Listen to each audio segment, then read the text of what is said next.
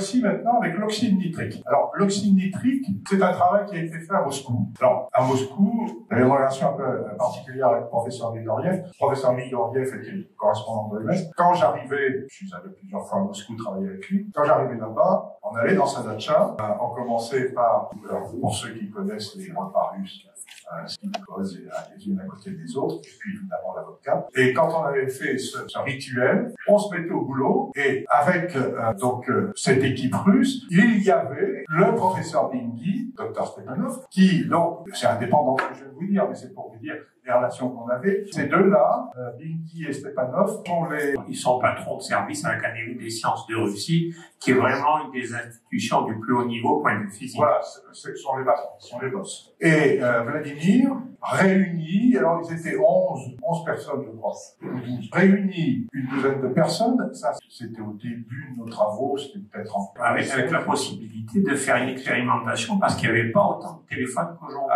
Absolument. Donc il y avait des gens qui n'avaient pas de téléphone, qui n'étaient pas en contact. Absolument. C'est probablement 96. Donc, imaginez, à Moscou, vous arrivez, vous offrez un téléphone, 12 personnes.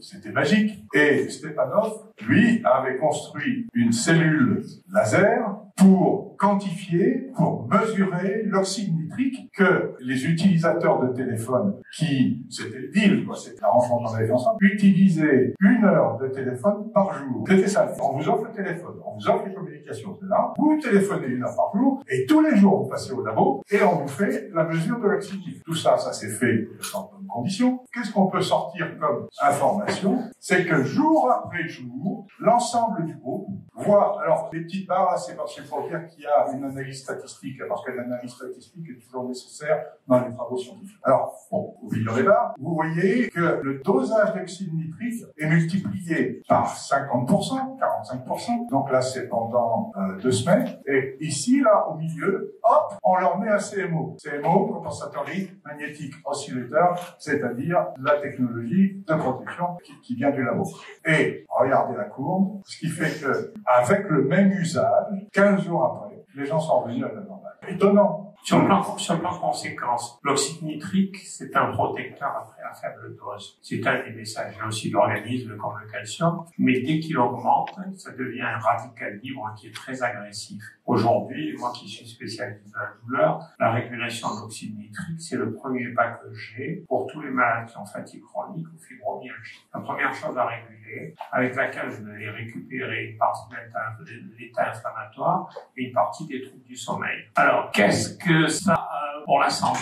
En fait, c'est comme si vous mettiez l'individu dans un bain inflammatoire. Alors, qu'est-ce qu'on peut espérer quand on diminue? Une réduction de surchauffe de la zone oreille. Et c'est pas parce que ça coûte radiation, c'est parce que ça régule l'oxyde nitrique. Une réduction des risques carcinogéniques. Quand l'oxyde nitrique est élevé, vous avez un risque de développer un cancer. Un ralentissement du vieillissement. Une diminution des risques de maladies neurodégénératives. Une réduction des vertiges, qui sont très fréquents pour certains individus sensibles.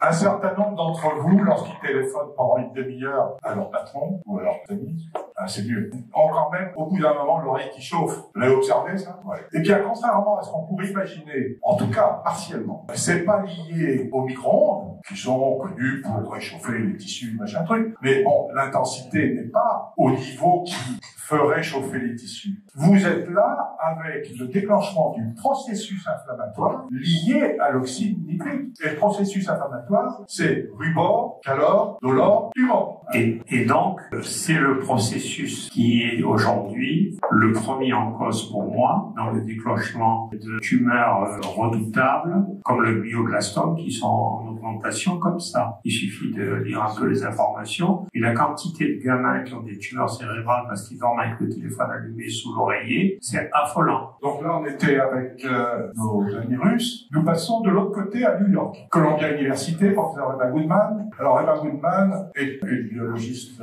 spécialiste en particulier pour du génome et sur des... là, c'était sur des fruit flies, sur des mouches à fruits. Drosophile. Oui. Donc la drosophile, c'est le modèle type d'étude génétique.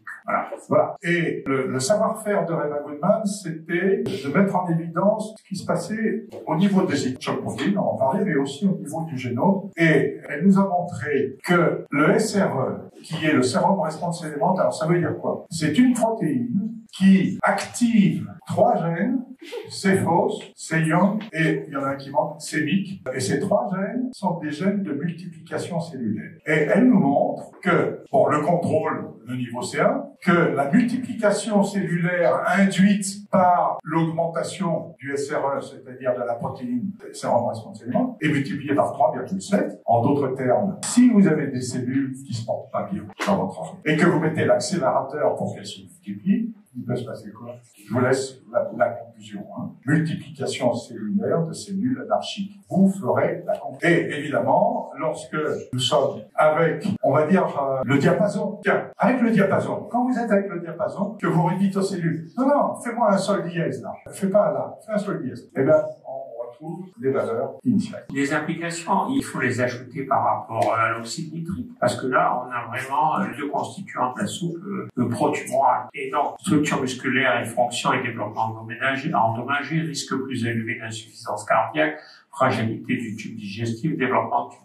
Alors, sous protection, on peut attendre prévention de la structure musculaire, du dysfonctionnement du sous-développement, meilleure répartition du fascia musculaire, prévention de la myocardite et de l'insuffisance cardiaque, et prévention des troubles digestifs et des cancers, et optimisation de la régulation de la croissance cellulaire. Donc, on voit aujourd'hui, c'est quelque chose que je répète sans arrêt, beaucoup de gens qui prennent conscience qu'il faut se complémenter parce que dans notre alimentation, on n'a plus du tout les nutriments qui sont nécessaires pour nous protéger. Mais on est en face de la bouteille percée, ça sert à rien de mettre des nutriments. Si vous avez un système qui continue à vider la bouteille de vos systèmes de défense et qui vous aggrave. Et là, vous avez 2 facteurs qui sont quand même, qui travaillent ensemble pour l'augmentation de la désorganisation cellulaire. Quelques mots comprennent les choses. Au niveau biologique, il y a toujours perturbation biologique et il y a toujours retour à la normale lorsqu'on donne le là aux cellules qui ont besoin d'être réaccordées.